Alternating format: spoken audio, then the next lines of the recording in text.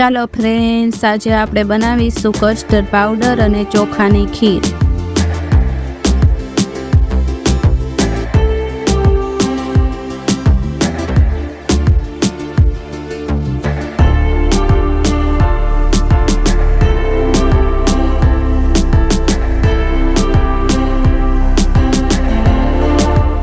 ખીર બનાવવા માટે 1 વાટકી ચોખા, પોણી વાટકી ખાંડ, 1 ચમચી કસ્ટર્ડ પાવડર, કાપેલા કાજુ, કાપેલી બદામ, કાપેલા પિસ્તા, 1 ચમચી એલચીનો પાવડર, 1 લીટર દૂધ। ચોખાને એક બાઉલમાં એડ કરીને 2-3 પાણીથી ધોઈ લઈશું।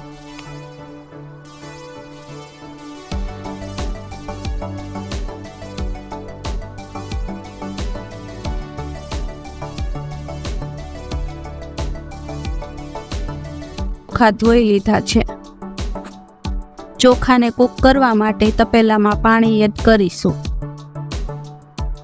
જેટલા ચોખા લીધા ને એનું 4 ગણું પાણી એડ કરીશું।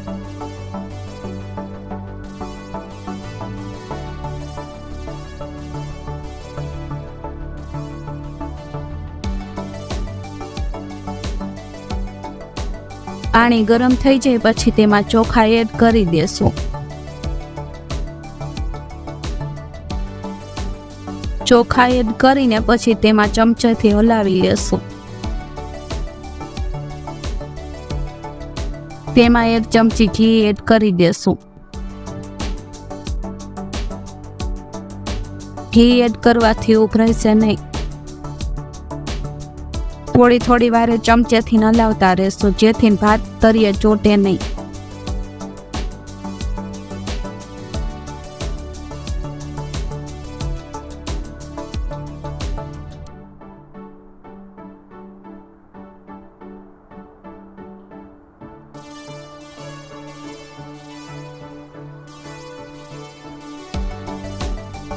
તમે જોઈ શકો છો કે ચોખા સરસ મજાના કૂક થઈ ગયા છે।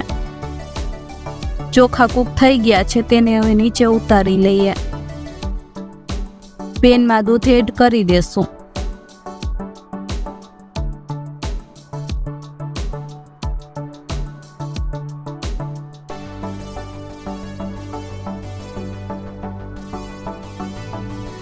એક ચમચા જેટલું ઠંડુ દૂધ કસ્ટર્ડ પાવડરમાં એડ કરીને મિક્સ કરી લેશું।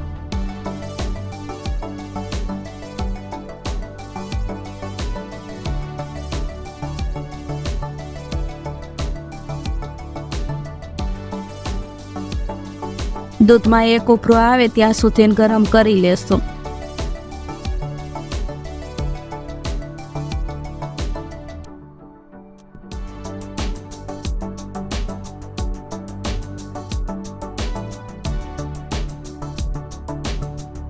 પછી તેમાં બાફેલા ચોખા એડ કરી દેશું।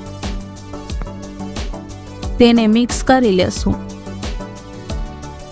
તેને સતત હલાવતા રહેશું। સારી રીતના ઉકળી જાય પછી તેમાં ખાંડ એડ કરી દેશું। ખાંડ એડ કરીને મિક્સ કરી લેશું।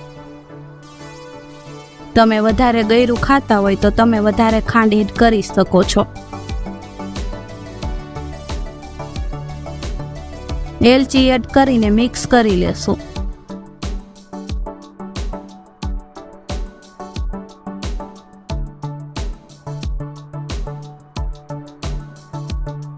કસ્ટર્ડ પાવડરને એડ કર્યા પહેલા મિક્સ કરી લેશું। કસ્ટર્ડ પાવડર થોડો એડ કરીને મિક્સ કરી લેશું।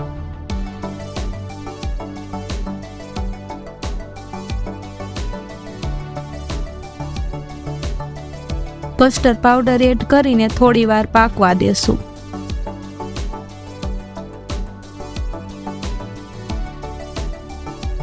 ખીર તૈયાર થઈ ગઈ છે તેને નીચે ઉતારી લેશું। તો તૈયાર છે કસ્ટર્ડ પાવડર અને ચોખાની ખીર। કાજુ, બદામ અને પિસ્તાથી ગાર્નિશ કરી લેશું। જો રેસીપી સારી લાગી હોય તો વિડીયોને લાઈક કરજો અને વધારેમાં વધારે શેર કરજો અને ચેનલને સબસ્ક્રાઈબ કરીને બેલ આઇકનનું બટન દબાવી દેજો. ફરી મળીએ એક નવા વિડીયો સાથે. Thank you for watching.